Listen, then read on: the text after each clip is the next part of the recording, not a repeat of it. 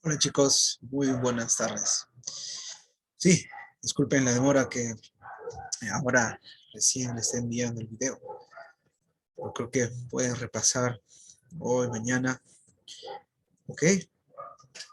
Bueno, vamos a ver. ¿Se recuerdan? Les pedí que puedan lecturar acerca del ángulo diedro, ¿verdad? Bueno, voy a reforzar su lectura.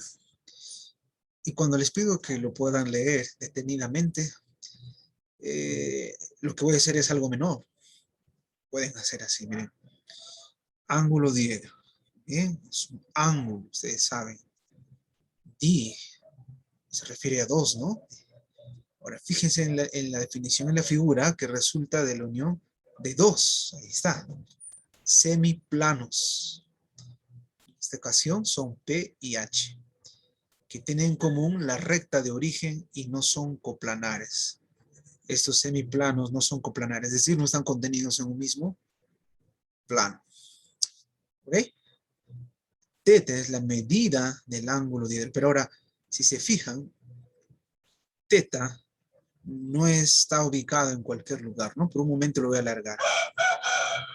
Ahí está el gallito. Notamos 290 grados, ¿verdad? Tiene que ver así para encontrar la medida del ángulo diedro. Si no, no. Entonces ahí dice, teta es la medida del ángulo diedro.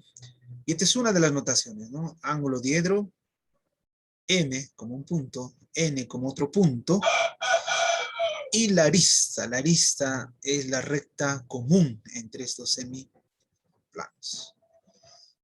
A ver, vamos a reforzar a través de esos dos ejercicios y así avanzamos nuestro compendio, nuestro material. ¿Ok? Dice el ejercicio número 2.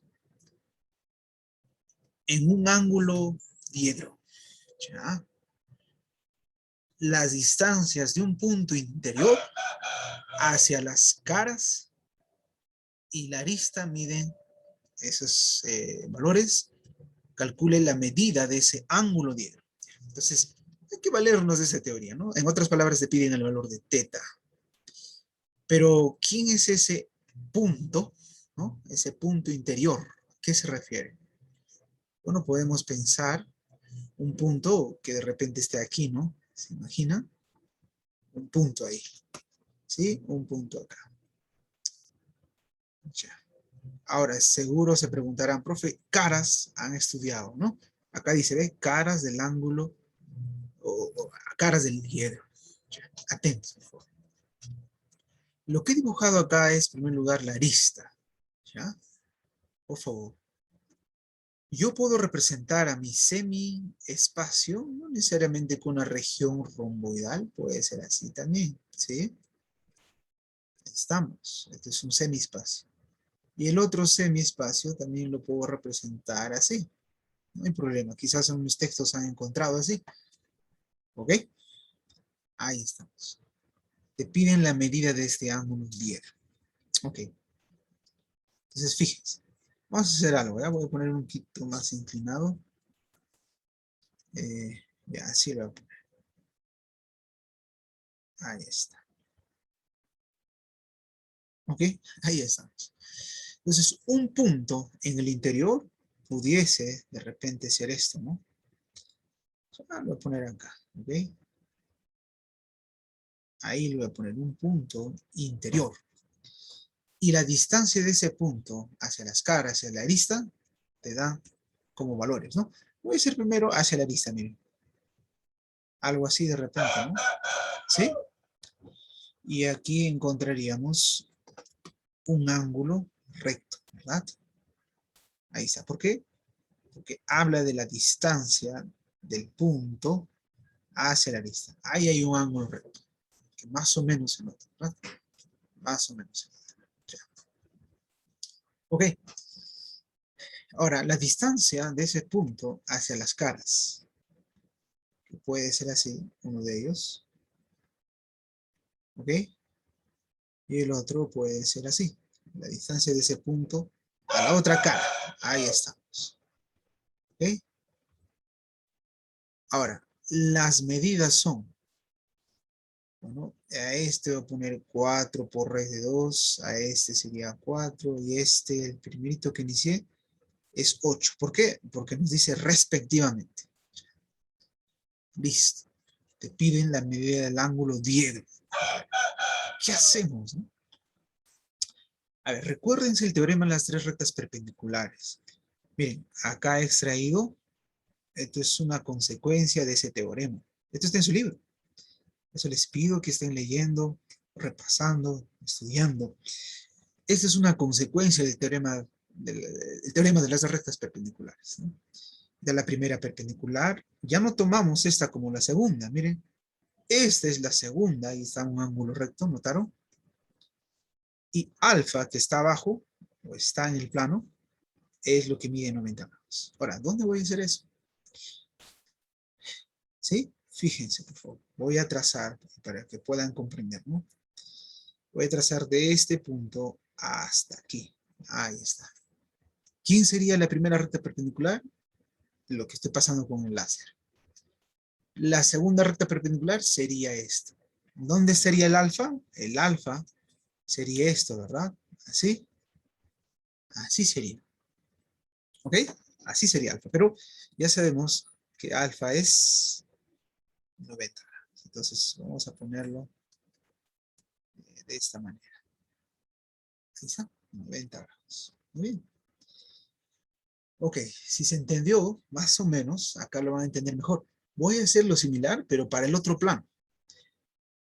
Para el otro plano, esto es perpendicular a ese plano. Ahora, dirán, profe, ¿pero por qué es perpendicular? Es que son distancias, pues. De un punto a un plano, la distancia es perpendicular a ese plano, ¿no? Ese segmento. Ya. Entonces sería la primera. Acá sería ya la segunda. Entonces la tercera sería esta, ¿no? Ahí está. ¿Ok? Ahí está. Y ese ángulo mide eh, también por acá 90 grados, ¿no? Pero voy a sacar este ángulo para que no nos interrumpan observar. Entonces, acá sería un ángulo recto. Ahí está. ¿Sí? Y ahora, ¿y eso cómo nos ayuda? Justamente lo que nosotros queríamos. ¿Recuerdan que les dije? Para encontrar teta, no está ubicado en cualquier lugar. Debe haber dos ángulos rectos. Ahí está. Entonces, ¿dónde está teta? Aquí está. Todo esto es teta. Todo eso es teta. ¿Sí? Vamos a sacarlo. Ahí está, teta. ¿Sí? Eso es todo. Ahora, a partir de aquí, ya lo podemos visualizar mejor. Acá el ángulo recto, ¿cierto? Acá hay un ángulo recto. Acá arriba también hay un ángulo recto, ¿sí? Y encontramos dos triángulos rectángulos notables, ¿cierto? Este ángulo sería, pues, como es 8 y 4 redos, esto sería 45 grados. Arriba, en el otro triángulo, como la hipotenusa es 8, ¿verdad? Como la hipotenusa es 8, ese cateto es 4, entonces este ángulo también podemos conocer, sería 30 grados. Por lo tanto, miren, pequeño espacio para dar respuesta al valor de teta. Por lo tanto, la medida del ángulo diedro sería la suma, ¿no? 75 grados. Y eso es todo. ¿Sí? Por favor. Vámonos con el siguiente ejercicio y la última. ¿Qué nos dice? Nos indica dos cuadrados ABCD, ¿ya? Y ABEF. ¿Qué ha pasado acá? A ver, atentos, fíjense. A ver, quiero hacer algo. No sé si me va a permitir. Ya bueno, ahí no me lo deja. Bien. Están ubicados en planos que forman un diedro cuya medida es 60 grados. Hasta ahí nomás. Tienen que fijarse, a ver, ¿qué sucede acá? Este AB con el otro AB, ve, está en común. Ve. AB, ¿no? El primero es ABCD, ABCD, y el segundo ABEF, tiene que estar con orden. No pudiera haber puesto ABF, ¿no? Sino ABEF, acá. Ambos planos forman un ángulo diedro, ¿no? Cuya medida es 60 grados. Ok, fíjense en eso. Esto voy a dar un ratito, voy a ponerlo por acá. Vamos a levantar, ya no importa, se modificó por ahí. Ya, ahora. Quiero que se fijen en lo siguiente. De hecho, que por acá ya hay dos ángulos rectos, ¿verdad? Este es un ángulo recto porque es un cuadrado. ¿Sí? Ahí está el ángulo recto. Y acá también hay un ángulo recto. ¿Sí? Claro. Entonces, ya con mucha confianza, este ángulo mide 60 grados. ¿De dónde? Del dato, ¿no? 60 grados. Ahí está. Pero no olvidémonos, no hay que olvidar los vértices. Acá está el vértice B, por acá estaba el vértice A, ¿no? Ya. Muy bien. AB vale 2. Allá. Entonces, el lado del cuadrado mide 2. Ok. Hay el área de la región BDF. ¿Qué les parece si lo pintamos de otro color? BDF. ¿Dónde estamos? B, D, ahí está. BDF. Allá, ahí está, BDF y a partir de acá cierro, ¿no? Ahí está. Ok, ahí está. ¿Sí? Ahí está. Muy bien, te piden el área de esa región triangular BDF. Vamos a ponerlo por acá. Te piden el área de la región triangular BDF. Ustedes saben que el más conocido es base por altura sobre 2, ¿no? Ya, ok, base por altura sobre 2. Atentos, acá no tengo nada, ¿cierto? Del triángulo, pero seguro se dan cuenta, ¿no? Dicen, profe, recuérdese geometría plana, cuando esto era 2 y 2, ¿no? En el triángulo, ¿qué triángulo? FAD, ¿no? Recuérdense, eso era una propiedad en triángulos. Entonces, ese triángulo que es isósceles se convierte en equilátero. Entonces, FD vale 2. A ver, tome memoria, ¿sí? Eso vale 2. Ahora, miren, por último, por ejemplo, miren el triángulo BAF. Ese es un triángulo rectángulo notable, ¿no? E isósceles también. 2, 2. Acá está el ángulo recto. Pues ya seguro identifican, esto vale 2 raíz de 2. O también por abajo, se nota rápidamente, también vale 2 por la raíz de 2, ¿sí? Claro, alguien me dirá, profe, esa es la diagonal del cuadrado. Esas son las diagonales del cuadrado. Claro, tienen razón. Entonces está bien. En ese triángulo, DF es la diagonal del cuadrado y eso sale 2 raíz de 2. Nosotros pudiésemos tomar como base a esta región triangular como FD, ya lo tenemos. Entonces tendríamos que trazar una altura relativa a FD. Ya, vamos a trazarlo.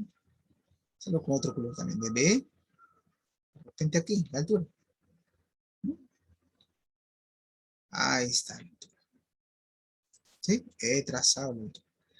Y sabes, también lo pueden extraer en el plano, ¿no? Es decir, este triángulo lo pueden extraer en el plano, como si fuese simetría plana, pueden trabajarlo.